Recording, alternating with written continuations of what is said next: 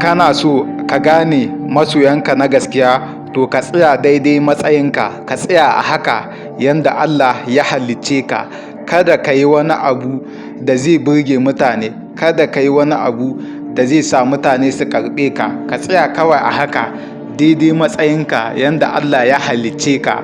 Ta haka ne kawai za ka gane masoyanka na gaskiya, wanda suke son ka da gaskiya kuma da wanda ba su son ka.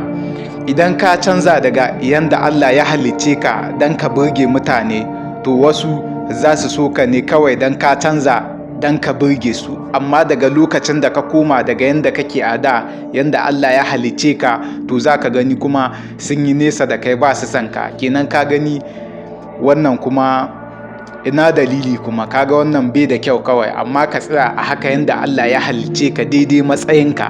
Ta haka ne kawai za ka gane masu son ka da gaskiya da wanda ba su son ka.